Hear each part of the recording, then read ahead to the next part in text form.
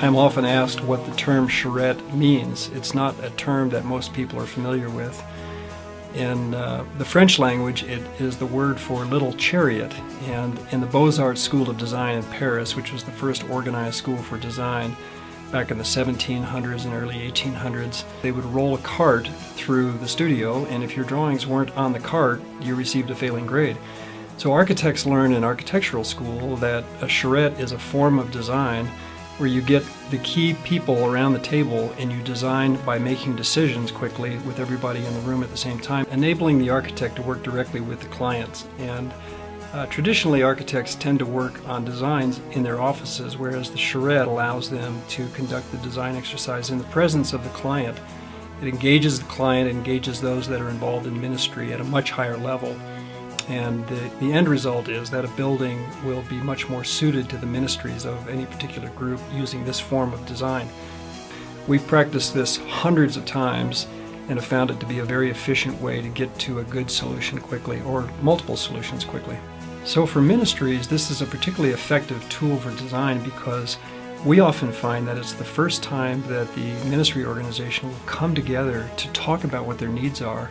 And it allows them to hear from one another. It puts things into context and allows them to see the big picture as opposed to each person's segment of a particular ministry. It's not just helpful to the people that are going to be putting ideas together in terms of architectural solutions. It's very helpful for the clients to be able to talk through what the needs are in reference to one another.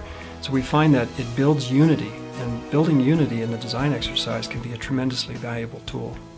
So one of the great things about the way we do these charrettes is that we get them done quickly. And that is a little bit different than the way most architecture firms function, because we only do churches and schools and ministry projects. A lot of times during the charrette, we're working for 3 days, non-stop, 16, 17, 18-hour days. We have a team of people back in the office, and we're getting a lot of work done to get the best product at the end of 3 days.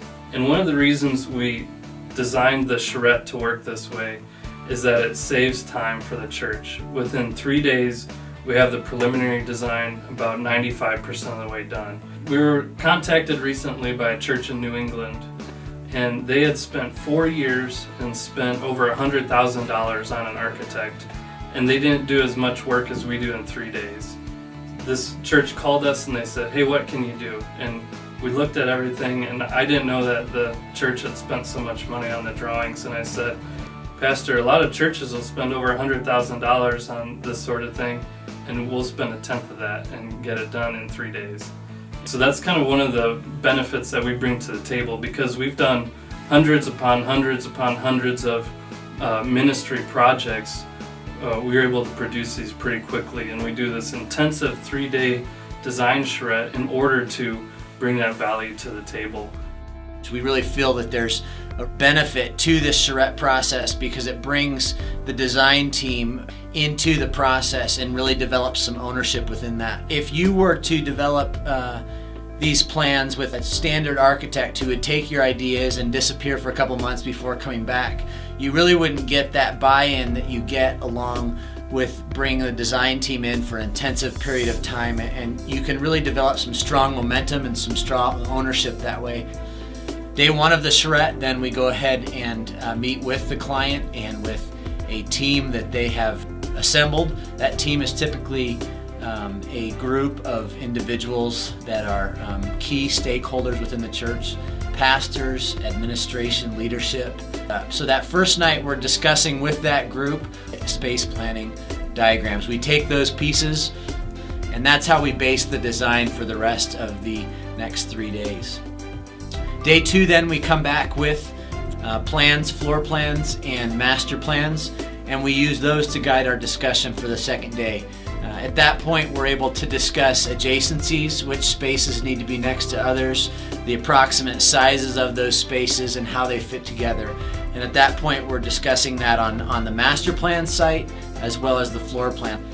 Then for the final day, day three, that final meeting, again, it's been another 24 hours, and we've been working continually, refining the floor plans and the master plan based on comments provided by the ministry, by the contractor potentially as well. And we continue to refine these into a finished product, ideally that's almost 90 to 95% complete at that point. These are schematic floor plans and master plans from which the client can use to develop momentum in the church and ideally get moving into the fundraising aspect as well. And so that day 3 then is a final presentation based on the discussions that have happened over the last couple of days, floor plans, master plans, and then we add a third piece, a component of exterior modeling, which gives a 3D image of what the building would look like. And those 3 pieces we find being really the key critical pieces, and that's why we present those and complete those for that 3-day process.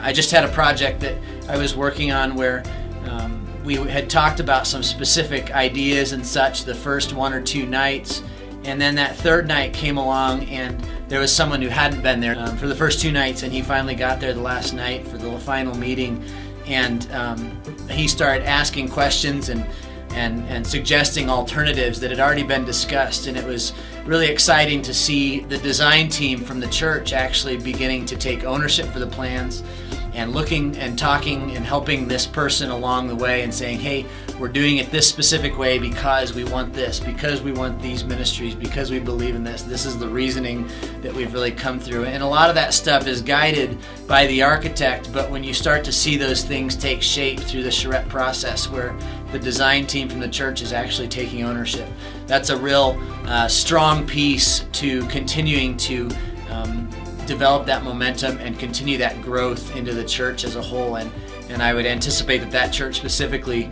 will continue to develop that within the church because the team is so unified in their vision and their goal